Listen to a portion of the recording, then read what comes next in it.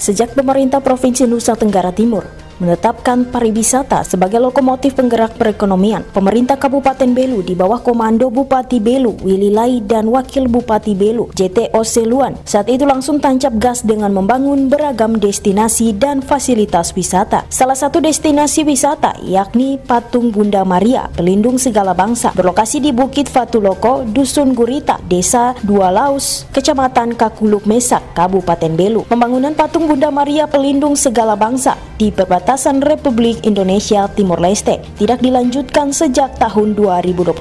Alasan tidak bisa dilanjutkan pembangunan patung raksasa Maria Bunda Segala Bangsa lantaran Pemda Belu tidak menganggarkan anggaran di tahun 2021 dan tahun 2022. Hal ini dibenarkan pelaksana tugas Kepala Dinas Pariwisata Kabupaten Belu, Gradus Mbulu, ketika diminta konfirmasinya pada Sabtu 3 September 2022 lalu. Hal ini pun mendapat tanggapan dari akademisi Universitas Nusa Cendana Kupang, Yohanes Jiminani, saat melakukan kunjungan ke lokasi patung tersebut. Menurut Jimmy, yang juga pengamat kebijakan Undana ini, bahwa sebenarnya masa transisi dari masing-masing pemerintahan tentu ada hal baik yang perlu dilanjutkan. Dijelaskannya, persoalan ada ego dari masing-masing pemerintahan, masing-masing rezim yang kemudian seolah membuat sesuatu yang berbeda. Jadi begini, sebenarnya masa transisi dari masing-masing pemerintahan itu kan tentu ada hal-hal baik yang terus dilanjutkan ya.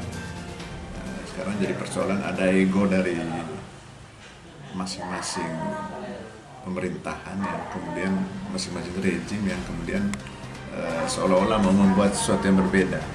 Padahal kalau kita bicara tentang konsep pembangunan itu kan sustainable, berkelanjutan.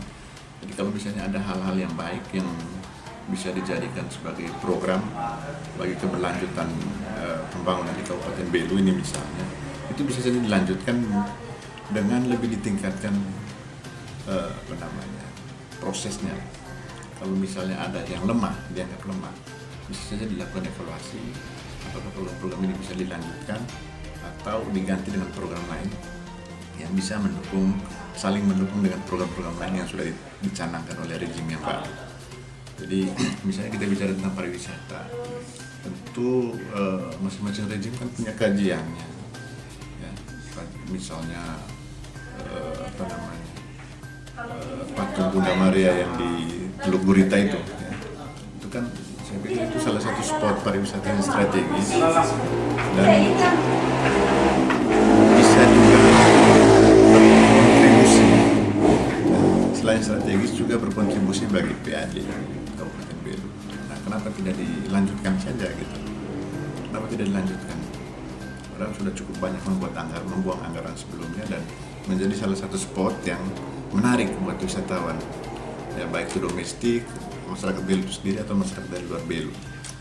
Dan ini saya pikir perlu dipertimbangkan untuk dilanjutkan sehingga itu tadi selain memberikan indeks kebahagiaan bagi masyarakat Belu, menambah spot pariwisata, juga bisa menambah PAD bagi Kabupaten Belu itu sendiri.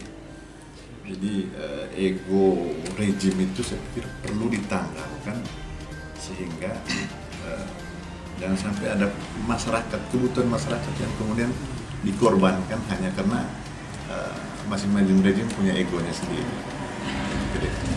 Diketahui selain Patung Bunda Maria, Festival Fulan Fehan yang kini menjadi daya tarik pengunjung dari berbagai daerah. Namun sayangnya, beberapa tahun terakhir, Festival Fulan Fehan tidak lagi diselenggarakan akibat wabah COVID-19.